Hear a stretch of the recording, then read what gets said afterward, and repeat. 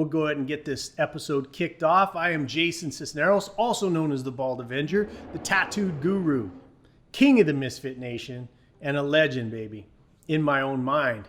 And if anybody has a problem with that, why aren't you a legend in your own mind? That's what I always have to say. That's what I always have to say. Just get a little moisture here.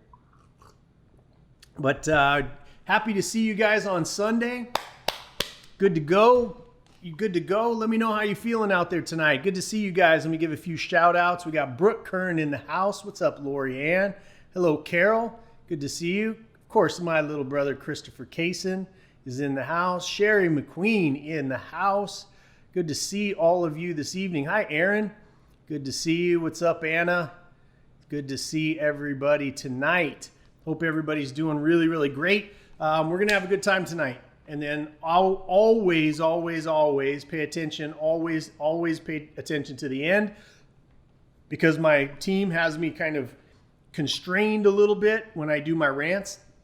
So this is the only one time a week that I do it. Every once in a while I pop on Facebook Live and I have a little rant about something special. But this has been an amazing week, okay? It's been an amazing week. Let me set the tone here. I am also the chairman and founder of an organization called Anton J Global.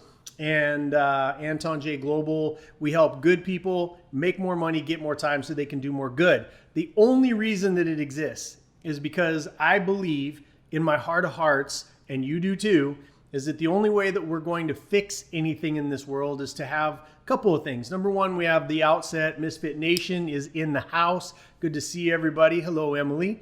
And so we have the philosophy that we're put on this earth to ease suffering, right? That's what we're here for.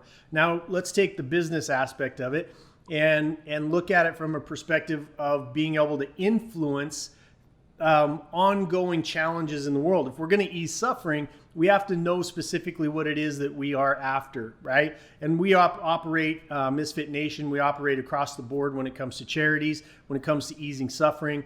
My passion is domestic violence and helping women who are trapped in their own home for obvious reasons. Those of you who don't know my backstory, go back and watch episode 1, because I tell all the secrets. I 8-miled my ass on there. And but at the end of the day, you guys know why that's a really big thing in my heart. Then we talk about trafficking in children. And those of you know my background in that world as well. And then also feeding people through Feed a Billion, which I happen to be the CEO of. And we also work in the area of suicides, veterans issues. I mean, the story could go, or the list could go on and on and on. Chemo Buddies for Life, who one of my favorite people in the world runs, and a lot of you are involved in, where people that catch or get cancer along the way are looking for some help along that path. And Chemo Buddies is not, it's not a therapeutic. It's not a here's what you do, blah blah blah. It's essentially taking and reaching into the world of somebody that may have cancer and not have people supporting them, or they do have people around them but don't support them emotionally. And Chemo Buddies for Life comes alongside and stands up for those people that are lonely, right? And so all of this, I start this episode out talking about that because Anton J, my company actually stands for something. And originally it was just an idea that, I was writing a book about that was written really for business owners on how to prepare, how to value their company for sale, because I was buying companies, fixing them up, keeping them for cash flow for a long time. And I ran into the fact and the idea that business brokers, most of them, not all of them, but most of them don't know what they're doing. They overprice companies and then price them out of the market, take a chunk of money, 50,000, 100,000, 200,000, whatever it is, and say they're going to market your company for the next year. And what happens is you get a year down the road and nothing's happened, and they're like, sign up again. And a lot of times it's because people like me that were ready, prepared, had the money, knew what they were doing to buy companies, they price it out of the market. So we decided a long time ago that we were going to write a book on how to properly value that business. And in that book, what we found was the publishers were telling me that we needed to have some stories of companies that operated under my systems and my processes so that people could see themselves operating in that way instead of just looking at it like, okay, Jason's got the checkbook to solve the problems and so on and so forth. And so that turned into what was supposed to be a temporary situation where we were going to start Anton J, get about 10 companies, their stories for the book, and then we were going to close it down. Because my outcome in life was never to be a consultant or to grow up to be a consultant. Most of you know that I have a heavy disdain for most consultants, because if they were so good at what they did, why don't they have businesses that, and not the only company telling you how your company sucks. So that was always and plus I had some bad run-ins with consultants along the way, where, they would take money and then everything that didn't work in their stuff, or they had learned it from a textbook, or, whatever the case may be. Or they were really good at marketing. You guys know this, if you pay attention on the internet a lot, they're really good at marketing, and I bought in, and I, just like all business owners, I was always had the desire. I knew that my problems, to get my problems solved, I had to have knowledge that I didn't currently contain, that I didn't currently have in my own mind, in my team's mind, and I knew that I would have to reach out. Well, a lot of people take advantage of that fact, and they teach you a lot of things. What's up, Danny T, one of the newest certified Anton J strategists in the house. So glad to have him on the team. But that's what happens. They tap in. A lot of them tap into your fear or your desire, knowing that we're positive minded. We're people that are looking to improve our game, and then they tap into that and they charge you a big fee to come in, and there's really no accountability. It's a lot like marketing these days, and those of you that have hired marketers or consultants know what I mean. So what we noticed, though, as we went through those first 10 or 12 companies that we were turning around, is that these strategies that I had put together, remember, I put together all my strategies to feed my family. It was, me against the wolves. I didn't have anybody backing me up. I didn't have banks that believed in me.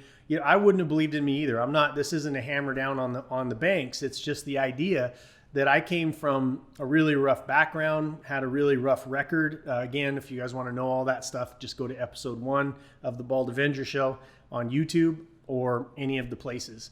But at the end of the day, I learned those lessons. It was hard fought knowledge. It was going bankrupt 3 times. It was, having troubles with employees. It was, coming off the street, not graduating from high school, all of the things that pop up for a lot of us. We start a business, and there's a lot of business books out there, but nothing that prepares you for the failures that come at you while you're starting a business or while you're building a business. There's a lot of textbook knowledge, a lot of head knowledge that's out there, but what do you actually do? And that's what I've spent a lifetime doing, right? I'm almost 50 years old, and I've gone through 3 bankruptcies, caused a divorce in one of them. I mean, I've had it drive me to a point where I was, I started to have to go see. I was having panic attacks. I was diagnosed all kinds of stuff. Plus my childhood stacked on top of all of this, and the psychiatrists all had a field day with me. So not that they were far off the mark, but at the end of the day, I learned the lessons the hard way. I kept all those failures, and then got to go on the road with Tony Robbins. And while I was on the road with Tony Robbins, I interviewed literally every business owner that we stepped in front of. I was basically a mini Tony in his organization. We would go and speak to different businesses about Tony's strategies and whatnot. And then they would go to his big event, the UPW. And then I interviewed them, and I laid my failures over the top of what they told me. And I came up with my own strategies, and then left Tony and started buying and building businesses again. At which point in time, it was working pretty well. I got up to about 4 businesses, and then I decided to poll my employees. Where was my system broken? Where it didn't apply? Where I thought what the answer was could be applied? How have I not thought about from your position in all of the different types of companies that I owned at the time? And so I got a lot of feedback. I paid for it. I put a bounty on it. I would write a check every time somebody would find a hole in my system. And that eventually became what would happen when I would personally buy a company, go in and do a turnaround and do the work and so on and so forth. Well, that's what went into the book. And that's what eventually became Anton J Global. And that's what eventually has become a course that I did for people that can't afford, obviously, to bring us in. They're just starting. They're just thinking about a business. They've just started a company, or they're so small that it doesn't make sense to bring in my entire team, which I've got a great team of people that have been trained on this now. Somebody that's been with me almost 18 years now, and somebody that's been with me for 10 years, somebody that's been with me for 7 years, somebody that's been with me now going on 8 years. So we have a very experienced team, hundreds of businesses, hundreds of turnarounds, buying my own companies, selling my own companies, all the failures, all the stuff that I learned, plus from Tony Robbins, some of the best business owners on the face of the planet. And so that all became a system that became Anton J Global. Now, one of the things that happened along the way, so that you know what the impetus for me keeping that company going was the idea that I was helping different charities along the way. And at the time, I was just writing checks, which when you're working with a charity or you have a passion to ease suffering in the world, it comes down to you're going to invest one of two things or both, your time or your treasure. And that treasure can be anything. It could be money for donations. It could be, giving paintings or whatever it is for different fundraisers. Your time though is something that is the most crucial and the most valuable thing to you. And so I figured out along the way, if we're gonna solve or at least impact or put a dent in a woman being abused every 11 minutes in this world, if we're going to, in her own home, by the way, if we're going to put a dent in the 10 million children that are being traded and utilized in the sex trade, then we were going to need a lot of money. If we were going to put a dent in people dying of starvation every 4 seconds, we were going to have to make money. And no matter how wealthy I became, no matter how successful I became, I realized that I was going to need more people. Just like it takes to build a business, I was going to need more people to support that effort, to be able to take that knowledge. And when we got done with those initial 10 or 12 companies that we wanted white papers for the book, I realized that that's really what God gave me the talent to do. That's why I went through the bankruptcies. That's why I went through the divorces. That's why I went through damn near losing my mind when I did lose those companies. That's why I got put into Tony Robbins' organization. That's why I learned all the things that I learned, because I have specific tools and knowledge to be able to help companies make more money so that they can do more good, and get more time, make more money so that they can do more good. And that became our motto for the entire organization. Now, how that is applied is when people want to use us, and there's constantly a line of people that we're vetting out. When we know that they're writing checks either out of their personal account or their business account for things they care about, and it doesn't have to be the things that I mentioned. It just means that they have to have that charity of heart, that heart of service, which is a lot of business owners, by the way. It's really tough. You have to be sacrificial. There's a lot of things that go into being a business owner that people don't understand, right? There's long nights. There's borrowing money from your family. There's staring down the barrel. If you have a bad month, that you could be out of business, lose your home, lose your car, lose your kids' retirement, or not retirement, but their college funds, lose your retirement. The business owners really do put all of their cards on the table every single day, and everything that they have is wrapped up in their companies. All of their retirement, for the most part. Not a lot of, some people have been a little bit better prepared, but for the most part, most of the value and equity that people build up is in their business, which is why it's heartbreaking to see so many companies going out of business. And I'm not going to get into the political ramifications of whether it's right or wrong. That's not what this evening's about. But I will tell you that if this company will go the way of the small to mid-sized company, it will go the way of the small to mid-sized company. It's a way to create freedom. It's a way to create value in your local communities. It's a tax base that pays the bills for the roads and the bridges and the schools and all of the things that happen in your local community. And so at the end, when I get into the rant, I'm going to tell you about a project that I'm putting together to really stop the bleeding in middle-class America, because middle-class America is built up of those small to mid-sized companies. It's made up of it. And if those go away, the middle class goes away. Now you have the widening rift between poor and rich, and it's happening at a faster and faster pace. Okay, those companies that used to be on the stock exchange used to be there for an average of 73, 74 years. Now it's 15. And so the switch of how quickly those things happen, take away the coronavirus, take away all the stuff that's happening in the world right now, and 90+% of companies go out of business in the first 10 years of operation anyway. So there's a lot of stress and struggle that goes into building your own company. And so I wanted to get on here tonight to give a little bit of value to those business owners that are still in business, that are struggling. I want to always shoot out the offer for you to DM me or get a hold of me in any way that you can through our organization to talk about how we can help you, how we can support you. I've just reached out to a leader in the Chicago area where we're going to look to educate young black men to be able to be better business owners, because I believe that that's really a way that you close the gap as well on injustice and inequality, is through financial gain. And again, really the only tool left to us as companies get larger and larger, and they pay the people at the top more and more, and they pay the people at the bottom less and less, and they outsource the work and they turn it into robotics and all these other kind of things. Really, our saving grace is going to be small business, y'all. It's going to be small business. So let's get into it tonight. I want to talk to those business owners. If you're thinking about a business, write these things down. If you have a small business that you just started, write these things down.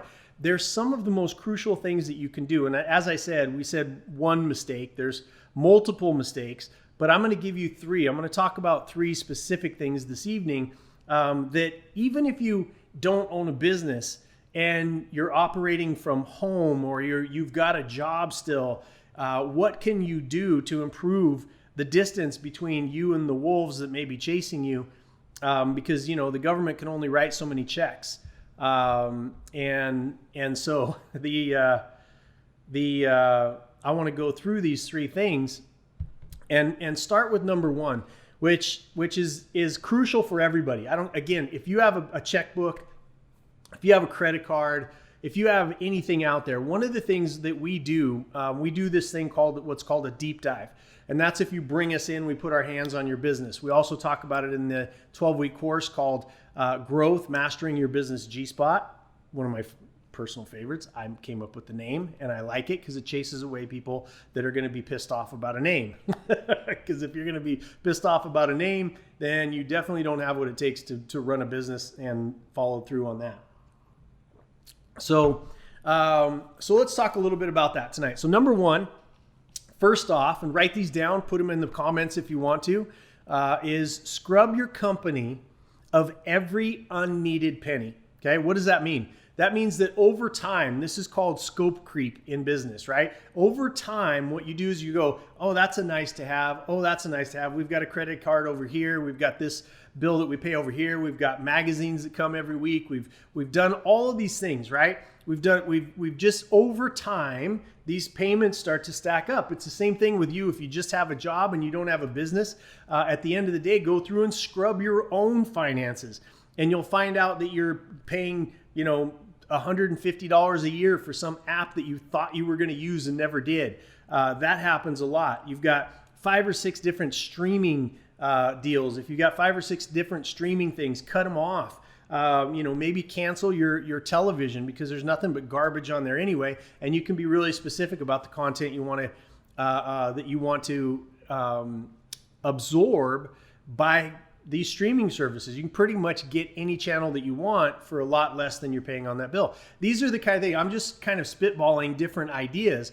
But in your company, one of the very first things that we do when we do a deep dive, we come in and for 3 days, we do nothing but tear your company down and rip it apart all the way back down to where it's broken. And then we build it back up with the strategies and systems and processes that I came up with and that are properly sequenced for your growth to scale, right? And a lot of people that say, oh, you got to scale your business. All that means to a lot of people is that you're gonna make more sales. That's what scaling means to them. I'm sorry, they're so wrong. They're so off base. And a lot of people have never built a business that are teaching how to build businesses. Keep that in mind as well, right? They've never built a business. They've never failed at business. They've never had to take out a loan. They've never had to go through most of those things. And the only money that they make is the money that they make by teaching you. And that's not my case at all. If Anton J didn't exist, I'm just fine. I exited most of my companies, all but 3 actually last year. And so I do this out of the passion of my heart to make sure that if you're a good person, you're going to make more money. And in making more money, I know you're going to do, again, could be cancer, could be pets, it could be dogs, it could be cats, it could be whatever it is for you. But at the end of the day, I know that if you employ our strategies and our principles, that you're going to make more money, which means in your hands, it's better off than somebody that needs $182 billion. I don't know. I just don't understand that, right? We'll get to that in my rant, okay? So that's number one. Scrub your books and your expenses of every single penny that you don't need. There's a multiplying effect that you don't understand. I mean, let's say that you find $1,000. Well, that $1,000 you don't have to sell on average. Let's say your profit margins, whatever it is, let's say that it's 3 times. Like you have to sell something for $3,000 to make that $1,000. So now you don't have to make $1,000 or a $3,000 sale, right? And you can multiply that out times 12 months. That $1,000 that may in your mind equal out to 12,000 is a multitude of money over that, because you're now being able to invest that maybe into a better marketing message. You can hire somebody new. You can afford that vehicle to double your toilet cleaning services or whatever it is. It's better invested in things that you need, and that's the difference between spending and investing. If it's not making you money, cut it out of the budget. Period. End of sentence. And that includes employees that aren't making you money. Nice to haves, right? Make sure that you tighten down, because what you're going to want to do I believe over the next 6 to 9 months, we're going to see a recovery like nobody's ever seen before. And I've been pretty right along that. If anybody's been watching me this year, I've been pretty spot on. I don't think I've missed the guesses on anything about what was going to happen. I've been a little off on the timing, but other than that, I've been pretty spot on. So you want your company to be prepared. You want to be able to go into the next surge, the next growth spurt with your books tight. Okay. Now, second thing, and this is something that I find fascinating that doesn't happen very much. And it's one of the easiest things that you can do as a business owner is go back through each and every customer that has ever used you. All right, that has ever used you in your entire history, whether they're paying you now or they did business with you 5 years ago, or they bought from you last week, whether you have just a product or whether you've got a service or whatever it is. And I know, let me jump into your mind for just a second, because I know the thought process here is that if you have somebody that left you, there was usually a reason. And there's a conflict that happens, right? They'd say, I want this done. And you go, we're doing it, blah, blah, blah, blah, blah. Somehow every business owner that I've ever met justifies when a customer or a client leaves them by making it their fault. And that is a giant mistake. It might be their fault. They might have been a bad customer in the first place. That's a whole other conversation for us to have. But at the end of the day, they left you for a reason. And embedded in that reason is a way for you to improve the business that you now own or run. Okay. So and the other side of that equation is when you call them, you're going to ask them one question: would you refer me? And whatever comes after that, you're either going to learn or you're going to get a referral out of it. And that in and of itself, I've seen, a lot. Again, our job when somebody does a deep dive is to make sure that in that deep dive, or even before, because we see people's financials ahead of time, is that before we even get there, we want to find the money. Because again, I built this consulting company not because I need it, but because I wanted to build a consulting company that I would love to hire. right? And so we do our best, and we've never not been able to find the amount of money that it costs to bring us in for a 3-day deep dive. And on top of that, probably 80% of the time, we found 2 or 3 times that amount of money. And this is one of those areas that we look at. Every single customer that has ever tried you, call them back and say, would you refer me? And you're going to learn. One, they're going to say, hell no, I wouldn't refer you. Not in a million years would I ever refer you. And then you just go, what did we do to disappoint you? And then shut the hell up and take notes. Because I guarantee you that if that customer left you for that particular reason, then other customers have left you for that particular reason. And at some point in time, you got to look yourself in the mirror and say, you know what? It wasn't the customer. It was my operations. It was how I'm running my company. It was how we're delivering our product or service. And learn from it and change it immediately, because that's some of the best feedback that you're going to get. A lot of people leave. They don't say anything of why they left. And you're stuck to say, oh, they suck and blah, blah, blah. And you're off doing marketing and sales, which is the most expensive way to acquire a customer, is to convince somebody that doesn't know you to come and do business with you. The least expensive way to acquire customers is to have somebody that they know refer them over to you. Okay. This is a game changer for your company, right? Same thing. If you're looking for a job right now, call everybody that you've ever worked with or for and ask them that question, right? Would you refer me? Do you know anybody that's hiring? Would you hire me back, right? And if you've made yourself more valuable and you don't just keep leaving jobs and blaming your boss, see, there's a theme here, is that if shit goes wrong in your life, in your business, in your relationships, in your health, in your own personal finances, 90% of the time, that's your fucking fault, right? It's your own fault. And it's not, that's why I do the show, is because I don't want you to say, oh, it's because I'm stupid. No, it's because maybe you don't have the information. And then when you watch the show, you now do have the information and you have no excuse for not changing it. So if you're looking for a job, if you're seeking out employment, if you're looking to grow your business, if sales have slowed down, you may have to pivot in this point in time, and that's a whole other conversation. Please just DM me. Me or my team will have a little strategy session for you or with you to talk about those kinds of pivots. I'm having that conversation 3 to 5 times a day right now. And we've helped some people. We helped a buddy of mine that was running a car dealership switch over into those every shield you see now, which is a spit shield, switch over into that business and crushing it right now. Absolutely crushing. So the third and final way for you to find money, and I just found, if you're doing $500,000 to $1 million a year in your business, I just found you at least another $100,000 in your own pocket.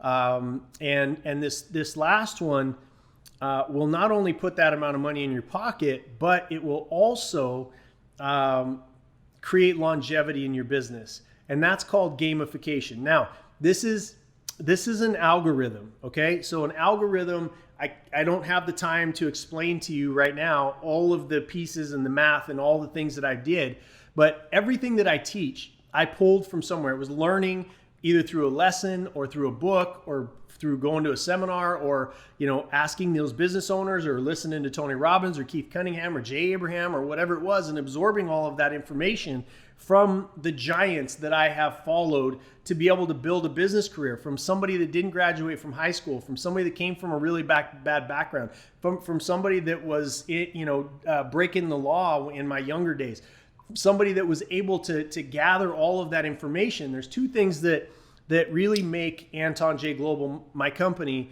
different than anybody else. One is that I had to figure out the sequencing of all that. All of you that are out there that own a business, you're doing a lot of the right things, or else you wouldn't be in business in the first place.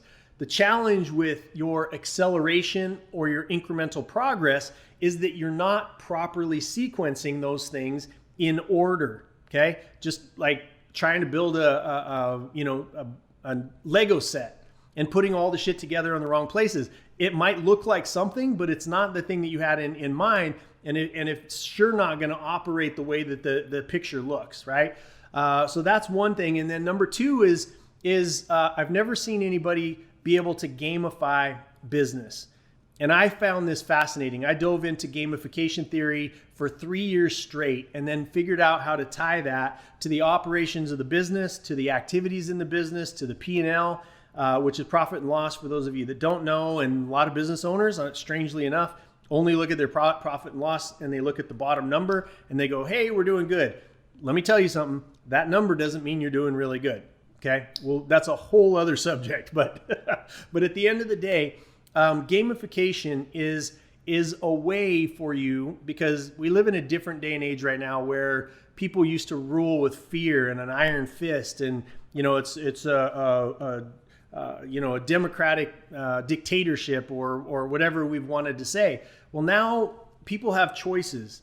Probably not as many right now because of what's going on with COVID, but at the end of the day, they have choices of where they want to work, especially if they have the qualities of being honest, showing up, hard work, they're not entitled. These type of people will always have a job. So what you want to do is you want to bring them in because they're competitive, right? And I'm a competitive guy. Matter of fact, I've talked to a buddy of mine the other day, and he said, Jason, all you did was take football and wrestling, and now business is your sport. And he's true. It's so true, right? It's my scoreboard of whether I'm advancing or whether I'm losing, and embedded in those numbers is a lot of information that tells me how to be a better player at the game of business. Now, gamification is something that I spent, again, 3 years on, and then probably another 3 or 4 years to perfect it and get it dialed in to every activity in your organization from every person. And what gamification does, because I don't have all night to explain it to you, but what it does is it draws somebody into the game of building business instead of checking Facebook when nobody's watching, or wasting time, or not making that extra phone call, or whatever it is. That's the old school way of thinking about business, is that I got to force people to work, and you got to make 600 phone calls, and you got to do this and you got to do that. Well, when was the last time you sat down and asked your employees one question? Why are you working here? Right? What is it that you want out of life, and how can you use my business to be able to achieve that? That's the core base of gamification. At its base, the algorithm is me as the business owner serving you, my teammate, to be able to achieve and win your game, not my game, right? If everybody's working their asses off and you roll up in a new Lamborghini, that pisses a lot of people off, right? It pisses a lot of people off. And it's not to say you can't have your Lamborghini, but if you help somebody with their trip to Paris, and you help somebody else fund bringing their mom up from Mexico, or you fund somebody else's college education for their children, they understand that there's a separation between the risk you put in as the business owner and the reward that comes from being an employee. They understand that. But when you're driving them day and night and work harder and make more phone calls and work harder, and you roll up in a new car and you don't show up very much to your business, it's out of integrity, it's out of balance, and it's not the way the world works anymore, right? It's not the way the world works anymore. So you need to know that. And so basically take just the concept of something called Angry Birds. A lot of you know that game. It went from nothing to about a $6 billion company last time I checked, Rovio. And all it is you're pulling back a bird and you're knocking over some pigs. That's how desperate our world is to get a little dopamine hit of them succeeding. And in our companies, we don't tell our employees how to succeed. We don't show them the activities that they could do to earn more points or to perform at a higher level. I believe embedded in every human spirit, most of them, right? In every human spirit is the desire to win. And you take a company and employees are coming there more hours than they spend with their own families, and we don't make it a place where we can set it up to win. Gamification does that, okay? And if you want more information on that, in the 12-week course, I gave away the entire gamification algorithm. It's a 2-hour conversation about how to gamify your organization. If you're interested in that, again, reach out to us. Let me know that you're interested in the growth course, which is how to master your business G-Spot. The G stands for growth. And let me know that you're interested in that, because session 11 is worth 100 times more than the entire course put together. Okay, and there's a lot of people here that are watching, that are commenting. If you've taken the 12-week course, growth, vouch for it. Tell them if I'm telling the truth or not, because I can tell you that was a game changer when I realized that and was able to apply it in my own business. So you can go, somebody put this in there for me, Anton, AntonJae.com/growth, and you can find out about all the stuff and the things that we do, right? But in this day and age, right, let me skip right into the wrap. The wrap tonight has to do with where we are as a country. And it has to do with why I'm so adamant about staying in the business game instead of going full time, which I was very tempted to do, instead of going full time into philanthropy and doing rescues full time and making sure that we were working in domestic violence and feeding people and so on and so forth. The reason why I stayed in this game is because what we're seeing happen, and I talked a little bit about this on a Facebook Live that I came on. But what we're seeing happen is you're seeing the people at the top, right? The Bezos, 182 billion as of the shooting of the show. I'm not one of those people that downplays people's success. Congratulations. Like, I'm happy for people to be successful, but at $182 billion, how much money do you actually fucking need, right? And to take care of your family and so on and so forth. Now, I look back to, into history, and I see somebody like Henry Ford that looked at his business and he looked at his company and he said, you know what, if I paid my people more money, maybe they'd be able to afford the thing that they're building. And that was sort of the birth. There's other things that happened, but that was sort of the birth of the middle class.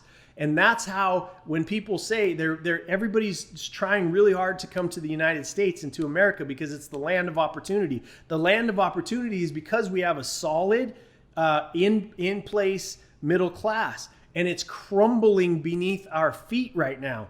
The distance between poor and rich, everything that we see, the racial inequality, the challenges that we're seeing is because that wealth gap has become too big, right? It's become too big. And that's not, again, I get hammered on both sides of the aisle when I talk about this because my Republican friends say, Jason, so be it. They made that money. And if you suck and you're lazy and all this other kind of stuff, it's a bad argument, y'all. It's a bad argument because if I didn't have the opportunities that I had in my life, yes, I worked hard. Yes, I had to overcome a lot of stuff. Yes, I didn't have anybody to model in my own family as to how to be successful. I had to make this shit up as I went along. Matter of fact, I went into business with a criminal mindset because that was my youth. And it took people that I admired, right? That I admired to be able to look at them and go, I want to emulate your activities. I want to emulate how you operate in this world. I see you doing a lot of good things. How can I learn about finances? How can I learn about operations? How can I learn to be a better leader? How can I learn about sales and marketing? How could I learn about onboarding, keeping people, gamification, all of these different things? How can I learn about that? Now, the only reason why I was able to get to where I am right now is because there was a middle class. Now, the old days, you could become part of the middle class by working for one of these bigger companies. These bigger companies only care about one thing. They care about cheap labor, and they care about AI and all these other systems. Trust me on this. I'm deep embedded in it right now. In these systems, what they're doing is watching your repetitive work where you think you're a special flower, where your position is a special flower, and they're finding computers and AI and all of these different things to be able to replace you for even cheaper than the slave labor that they're using from China or Mexico or other places in the world. They're looking to replace even the workers that you have. Middle management is the big expense. For a company, the biggest expense is the people. Now, I will tell you, the biggest asset in an Anton J organization, led or trained or whatever it is, the biggest asset that we have is our people. Now, how do we rebuild the middle class if it's no longer available in some of these bigger companies? The upward ladder that you were trying to climb now is falling apart. You're gonna fall off of that ladder at some point. That's why we see a lot of people in upper to mid management now coming back into the workplace. Some very talented people that banked on the fact that they were going to be working for a business for the rest of their life and they were going to be able to retire with that. And that is all falling apart in front of them because the top has become so greedy for themselves, for their sycophant circles that are on their board, and also for their stockholders, which is really their job, is to make their stockholders money, but not at the expense of ruining their greatest asset, which is their employees. So my philosophy and what we're working really hard on, I'm going to announce the project here very soon. I'm just right now, I'm in the middle of finding out whether the name works or whether, all of the stuff that goes along with that on the legal side. But the only way, I want everybody to hear me, the only way that we're going to rebuild and solidify the middle class in this country is one idea: small business. Small to medium-sized businesses need our support right now. We need you to start one. We need you to have a business. And eventually what we'd like to do is we'd like to build that circle of people that have products, services, whatever it is, that they can work together and buy from each other instead of just easily going to Amazon.com, which I promise you is doing a lot of damage to our economy. They're not in your local town. They're not paying the tax base that your local business is. They're not. That's why schools are having a hard time. That's why roads are crumbling. The tax base is gone. That's why we have to replace all of that tax base with people that are in all of these governments. These local governments are scrambling to legalize marijuana, which is going to further downgrade the quality of our lives. Now, there's medicinal side of marijuana, which I truly believe in, CBD, all of hemp, all of that stuff. There's a lot of really great things about that industry. But if people are doing it to just replace it with instead of having alcohol or whatever it is to dull their senses, we're dumbing down our work base, our education base, our ability to think. We're doing all that stuff. Now, medicinally and for different things that happen to us, it's a really great thing. So I don't want to get in that fight. That's not why I'm here. But I'm telling you that's how they're replacing the tax base that's been ripped out of your local communities by people like Amazon and all of the other sites that have been out there. I don't particularly have anything against them, except for the fact that they are destroying our middle class. Not only are we allowing it, but we're participating in it. Every time we hit the buy now or whatever it is, they've made it really, really easy for us to bypass going to a local store. I mean, Walmart did it, right? Some of the biggest companies that are out there that have more money and more revenue than small countries do, or actually some of the bigger countries. And you have people that are running them or started them that are now worth more than small countries themselves personally. So my idea and what this wrap up is all about is that we need to rebuild the middle class through small businesses. If we go back prior to COVID, 40% of the businesses that were started were small or were minority owned businesses, right? I think there was about 30 to 40% of them that were female started businesses, right? All of the equality that we're looking for. And then what did they do? They came in and they said, okay, Walmart, you can open, Amazon, you can open. They kept all of these big stores open and made small mom and pops shut down. Millions and millions and millions of people going into these big stores, and they got richer while small companies went out of business. This is a problem, y'all. This is a problem. Not a political, this is not, you guys know my opinion. If you want to know it, become friends with me on Facebook, because you'll know exactly where I stand on this subject. But all I can tell you right now is that we need to start, if you're thinking about starting up a small business, do it. If you're thinking about revamping your business and you need to pivot to another product or service, do it. Whatever we need to do or whatever we have to do to keep that middle class around by starting small businesses, mid-sized companies, that's the work that needs to be done right now. Because I believe if things go the way that I believe they're going to go, we're going to see an American resurgence in our financial life, in our business life, in money rushing back into the marketplace, and so on and so forth, and productivity once we get on the other side of this COVID thing. That is going to be historic. And a lot of you are not ready for it because you're so busy typing and fighting and about masks, not masks, COVID, not COVID, race wars, all this stuff, right? That you shouldn't be focusing on. What you should be focusing on is how do you make yourself strong so that your family's strong, so that your community's strong, so that your state is strong, so that our union and our nation is strong. And that's only going to happen, guys. That's only going to happen with us rebuilding the middle class through small businesses. That's all I got for you tonight. I'm going to be launching that project very soon as I get the name approved for it. Also on the charitable side, we've got the Slave Free Project that's going to be launched August 1st. For those of you that want to come, I've never put together a march or a protest or anything of that nature, but my heart and in my prayers, I just was led to the concept of doing one for children that are being abducted and utilized in the sex trade. There's no other, I'm doing it. It's August 15th, 7 p.m., Salt Lake City. I'll be putting up a big announcement tomorrow, I believe, with a Facebook page you can join. We're going to be looking to raise awareness. We're going to be looking to raise money for CERT Ministries, SERT Ministries. Okay, you can find them here on Facebook. CERTministries.com, I believe, is also, or .org, is also where you can go to find out about them. It's an organization that I work with full time now. And whatever organization that you fall in love with, but that's the one that I am highly invested in right now with my time and my treasure.